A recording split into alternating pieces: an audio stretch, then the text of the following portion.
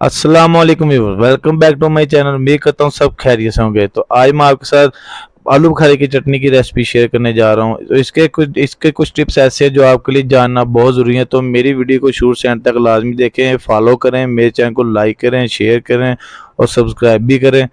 तो चलें जी, रेसिपी बनाना स्टार्ट करते हैं। बिस्मिल्लाहिर्रहमानिर्रहीम। अस्सलाम वालेकुम व्यूअर्स। साहब और आपकी खिदमत में हाजिर है। उम्मीद करता हूँ सब खैरियत से, अल्लाह को सेहत दे, तंदुरुस्ती दे, बहुत सारी नेमतों से नवाजे। तो आप देख रहे हैं जी किचन विद आप मेरा चैनल देख रहे हैं जी किचन विद बाबर। तो आज मैं आपके साथ बहुत ही प्यारी रेसिपी शेयर करूंगा स्वीट्स में। तो स्वीट में होगी जी आलू बुखारे की चटनी। कैसे बनानी है, क्या क्या डालना, बहुत ही सिंपल सी रेसिपी है। इसमें कुछ कोई मसाले नहीं डाले जाते, सिंपल सी रेसिपी है। तो चलिए जी बनाना स्टार्ट करते हैं। तो चलिए जब सबसे पहले जो इसको बनाने के लिए आलू बुखारे की चटनी बना ली, जो जो इस्तेमाल होना मैं आपको बता देता हूँ। ये देखिए जी, मैंने 350 ग्राम आलू बुखारा लिया। इसको 4 घंटे पहले मैंने भिगो के रख लिया था। ये देखें कितना प्यारा ये फूल चुका है।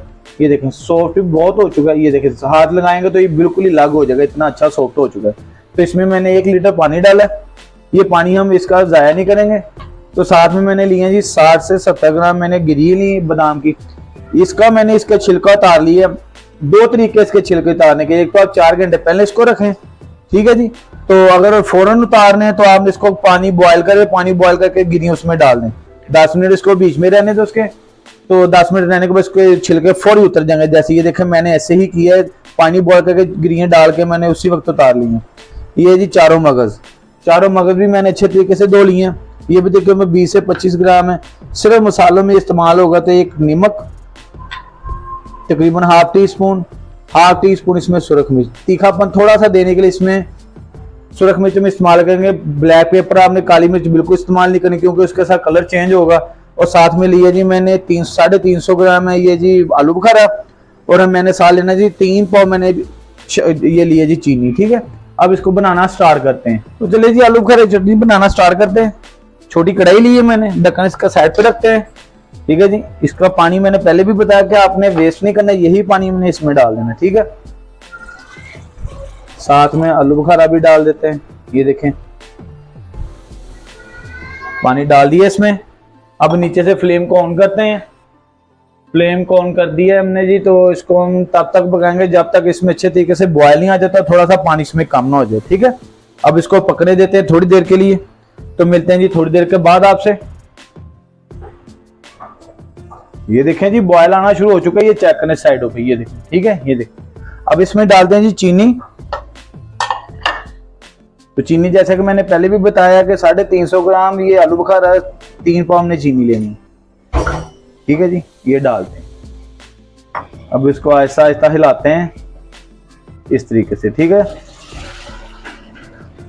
चम्मच आपने कोशिश करनी कि नॉर्मल हल्का सा यूज करना, इस तरह का स्पैचुला यूज करें।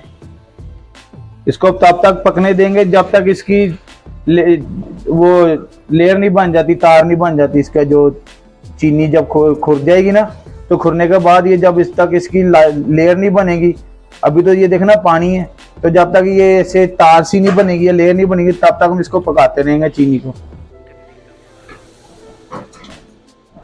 तो चलिए जी चीनी डालने के बाद अब इसमें डालते हैं जी थोड़ी सी सुरख मिर्च, तकरीबन 2 चुटकी। आपने काली मिर्च नहीं डालनी, मैंने जैसा कि पहले भी बताया, तो उसके साथ इसका कलर चेंज होगा। ये दूसरा आपने कलर भी इसमें नहीं ऐड करना, ये सुरख मिर्च इसका कलर का काम देगी, ठीक है जी। थोड़ी सी सुरख मिर्च डालेंगे, थोड़ी सी अब इसमें हम डालेंगे जी, थोड़ा सा इसमें सॉरी डालेंगे 2 चुटकी नमक की, ठीक है जी। अब इसको पकाते हैं। आगे जैसे कि बकरा ईद आ रही है तो मेहमान आए तो उनके लिए ये डिश बनाए, स्वीट डिश कोई बनाने साथ रखनी हो तो आप ये साथ स्वीट डिश रखें, बहुत ही मजेदार बनेगी। और शादियों वाला ये टेस्ट इंशाल्लाह मैं आपको दे रहा हूँ। शादियों में बहुत शौक से ये लोग खाते हैं, वही रेसिपी मैंने आपके साथ आज शेयर किया। आप अपने घर में इजीली बना सकते हैं, घर में बना के रखें। इसको 1 महीना फ्रीज भी कर सकते हैं, बिल्कुल इसको निकाले, खराब भी नहीं होगी, खाएं फौरी। और इसको ठंडी करके खाने का मजा ही अपना है। तो चलिए जी देखें अच्छे तरीके से पक चुकी है। ये देखें अब इसकी लेयर बननी शुरू की, जो तार इंच होती है ना, ये देखें चेक करें, ये देखें, ठीक है जी, जबरदस्त पक चुकी है।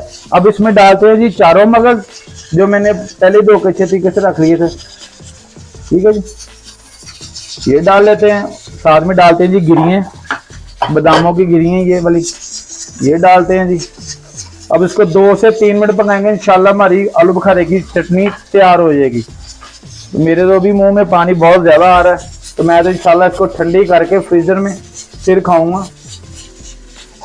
चम्मच के साथ अब इसको हिलाते रहें।